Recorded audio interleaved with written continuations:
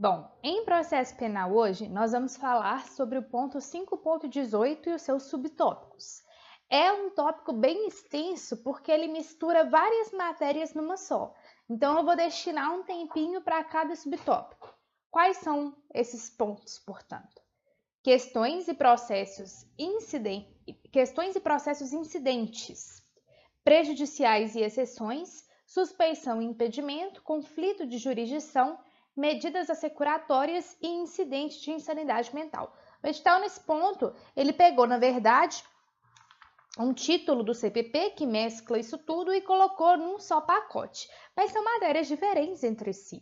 E eu devo dizer que suspeição e impedimento eu já falei sobre isso, então eu vou pular, vou só mencionar os artigos, porque nos vídeos sobre sujeitos processuais eu disse um pouco sobre a sistemática de suspeição e impedimento.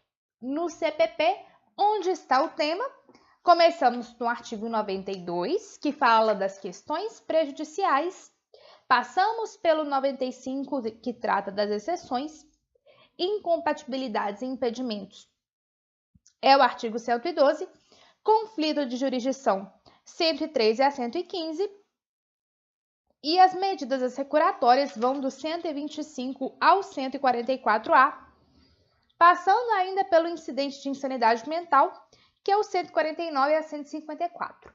Tem outros pontos, outros títulos no CPP dentro desse título de... outros capítulos, na verdade, dentro desse título de questões e processos incidentes. Mas o edital não trata, como, por exemplo, o incidente de falsidade documental não é um tema tratado no edital. Vamos lá, então? Começando por questões e processos incidentes, prejudiciais e exceções. Bom, prejudiciais, esse nome prejudiciais, questões prejudiciais, diz respeito, na verdade, a alguns pontos, a algumas circunstâncias que, de certa maneira, prejudicam o julgamento do processo penal. E por quê? Porque é preciso resolver aquela questão antes para depois dar continuidade ao julgamento daquela infração penal. Por exemplo, por vezes é preciso descobrir, antes de julgar aquele crime, se aquela pessoa é solteira ou casada, ou algum outro ponto sobre o estado civil da pessoa. Então, alguma questão tributária, é preciso aferir determinada questão tributária, determinada questão eleitoral, ambiental. E aí, como isso vai interferir diretamente no julgamento do processo penal, isso é considerado prejudicial, porque vai dar uma parada no processo para primeiro resolver aquilo e aí dar continuidade ao processo penal. E essas questões prejudiciais, elas têm algumas classificações. Quanto ao caráter, elas podem ser homogêneas ou heterogêneas. Homogêneas quando tem natureza criminal, assim como o processo penal. Homogênea porque tem uma identidade com o processo penal. Heterogênea quando a questão prejudicial tiver caráter extrapenal, como, por exemplo, a solução de controvérsias sobre a propriedade do bem, uma questão civil, dentro da discussão do crime de furto, ok? Quanto ao grau de influência, pode ser total ou parcial. Total porque diz respeito a um elemento essencial do crime, e parcial porque relaciona-se à circunstância do fato criminoso que diga respeito à gravidade da infração ou à quantidade de pena, questões aí mais subsidiárias. Quanto ao efeito, pode ser devolutiva ou não devolutiva. Devolutiva porque devem ser solucionadas obrigatoriamente ou facultativamente por órgão alheio à esfera penal, e não devolutivas porque são solucionadas pelo próprio juízo criminal.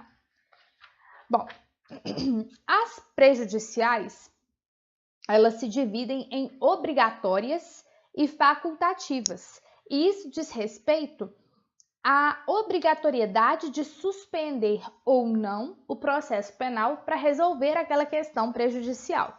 As obrigatórias são aquelas que têm como pressuposto a existência de controvérsia séria e fundada sobre o estado civil das pessoas e, como efeito, interditar ao juiz penal sua solução.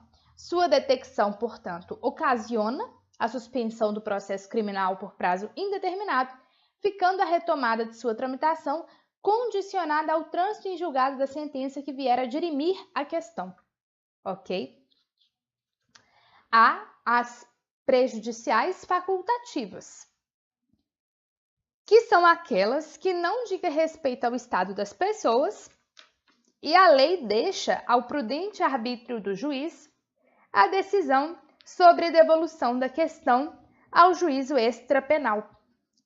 É o que ocorre, por exemplo, se o juiz tem conhecimento, em processo relativo contra a ordem tributária, de que existe ação de anulação de débito fiscal em curso pelo cível. Há alguns pressupostos para essa questão da prejudicial facultativa e que pode ocasionar na suspensão do processo. Então, 3 são os pressupostos. A controvérsia para suspender o processo tem que ser de difícil resolução. A questão não pode versar sobre direito cuja prova a lei civil admite. E a prévia existência de processo em curso na esfera civil. Presentes esses 3 pressupostos, o processo penal nas prejudiciais facultativas pode sim ser suspenso. Beleza? Exceções. As exceções, elas podem ser arguidas sob essa mesma lógica das prejudiciais, no sentido de que deve-se resolver tal questão excepcional para dar continuidade ao processo. Aquele que, em desfavor de quem a pretensão punitiva foi deduzida, pode exercer sua defesa de modo direto, ou seja, por meio de oposições às alegações do titular da ação penal no tocante aos elementos constitutivos do crime, mas pode também voltar-se não propriamente contra a pretensão, mas contra o processo, com o fim de extinguir, modificar, impedir ou retardar o exercício da ação penal, em hipótese em que se fala em defesa indireta e se manifesta por meio das exceções. As exceções, elas podem ser dilatórias, por quê? Porque elas não se destinam a extinguir o processo, mas a procrastinar, protelar o seu desenvolvimento, é o caso da suspeição e incompetência, não vai extinguir o processo, mas vai acabar atrasando-o, porque vai ter que designar novos sujeitos processuais. Mas tem as exceções peremptórias. Estas sim possuem o condão de extinguir o processo, quando são acolhidas à absolvição de instância, pois o processo é extinto sem que haja julgamento do mérito. O CPP, no artigo 95, propõe 5 modalidades de exceção: suspeição, incompetência, litispendência, ilegitimidade de parte e coisa julgada. E aí, para que vocês olhem a natureza de cada uma, eu recomendo a leitura dos artigos que tratam de exceção. As dilatórias são a exceção de suspeição, incompetência e ilegitimidade, e as peremptórias são a de coisa julgada, litispendência e ad causum, ilegitimidade ad causum. Beleza? Bom, como eu disse, suspeição e impedimento, eu não vou fazer maiores comentários. Vou passar para conflito de jurisdição. O conflito de jurisdição, ele pode ocorrer quando mais de um juízo se declara competente ou incompetente para julgar aquele processo penal. É daí que decorre a distinção entre conflito de jurisdição positivo, mais de um juízo se declarando competente, e conflito de jurisdição negativo, mais de um juízo se declarando incompetente. Na prática é o mais comum. Os juízes ficam empurrando o processo para não julgar, e esse embate entre quem é que tem que julgar gera o conflito de jurisdição. Ok? O processamento desse conflito depende muito da organização da competência, mas ele pode ser suscitado pela parte interessada, pelos órgãos do MP e por qualquer dos juízes ou tribunais em causa. Atenção à súmula 59 do STJ, que diz que não há conflito de competência se já existe sentença com trânsito em julgado proferida por um dos juízes conflitantes. E aí a competência para julgamento vai depender da natureza daquele órgão julgador, pode ser do STF, pode ser do STJ, pode ser do TRF ou do TJ, vai variar de acordo com a natureza do órgão e as disposições que constam da Constituição. Nessa mesma ordem, nessa mesma lógica, também tem o conflito de atribuições, que é quando o órgão acusador, o MP no caso, eles também ficam nesse embate de qual parquet que deve exercer a função de órgão acusador naquele processo. Ok? Bom, não temos aqui no edital a questão da restituição das coisas apreendidas, não com esses termos, mas temos a parte de medidas assecuratórias. O que são as medidas assecuratórias? Por vezes, na conjuntura do processo penal, para o bem do processo, para garantir, de certa maneira, a reparação da vítima, opta-se por suprimir a propriedade de determinados bens daquele acusado, para que assim possa satisfazer os interesses da justiça. E aí as medidas assecuratórias, que são cautelares reais, elas se dividem em mais de uma espécie, podendo ser o sequestro, podendo ser o arresto, a apreensão e até mesmo a hipoteca legal. E aí é preciso fazer essa distinção sobre em quais casos incide uma ou outra hipótese. Ok? O sequestro é a retenção judicial da coisa para impedir que se disponha do bem, pode recair sobre imóveis ou imóveis, desde que tenham sido adquiridos com o produto do crime, ou seja, desde que se constituam como proveitos da infração penal. Então, veja, não é o carro que você furtou, é o dinheiro do tráfico de drogas, por exemplo, que com esse dinheiro que você adquiriu de lucro do tráfico, você comprou o carro.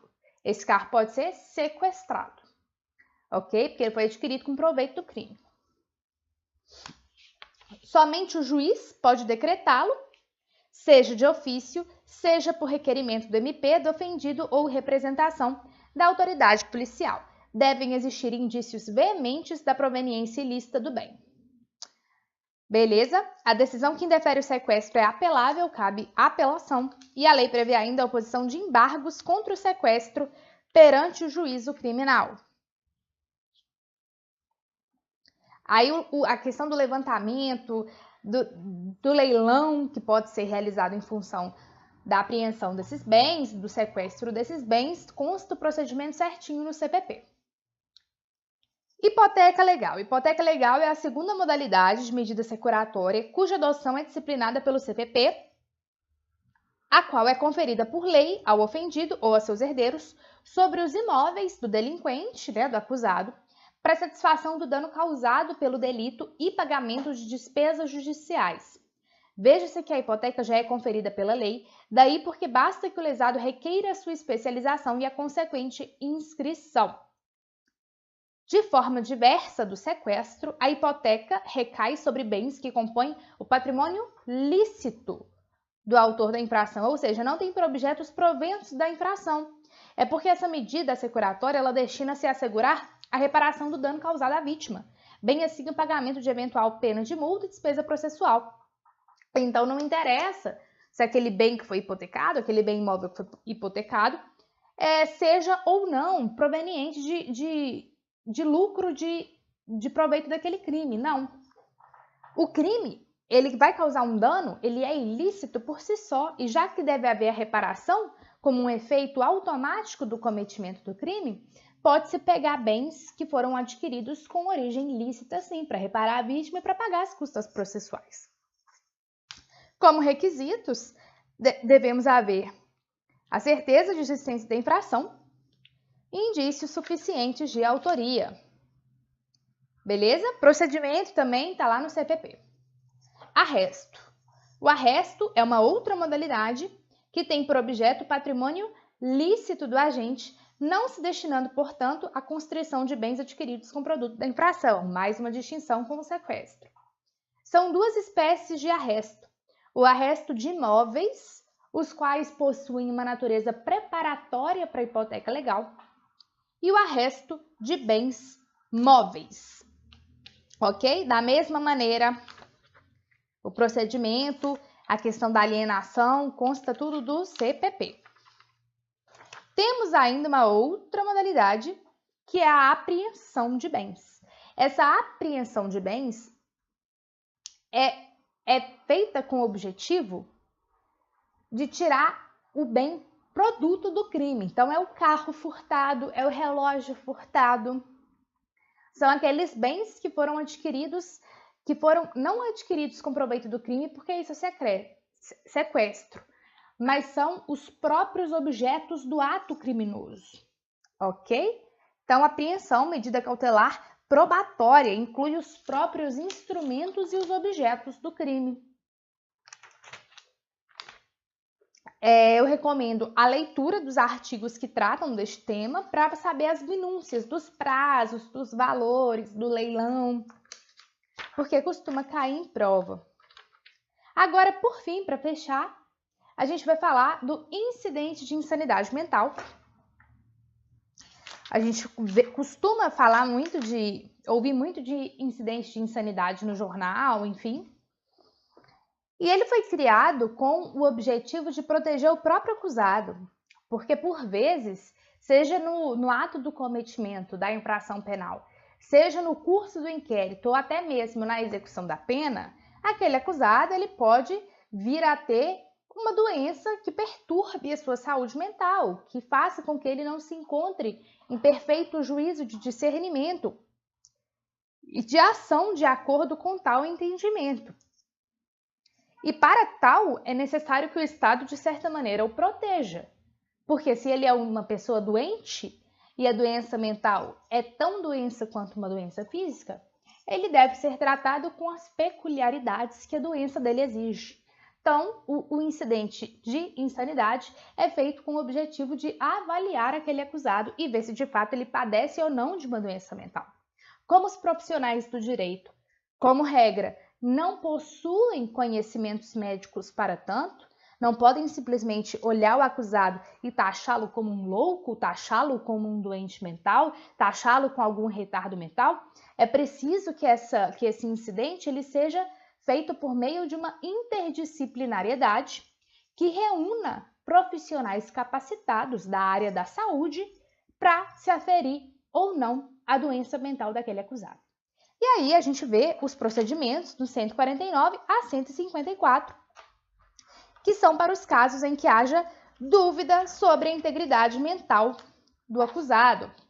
Pode ser proposta, esse incidente pode ser instaurado pelo juiz de ofício, a requerimento do MP, a requerimento do defensor, de ascendente, descendente, irmão ou cônjuge, e na fase do inquérito por representação da autoridade policial.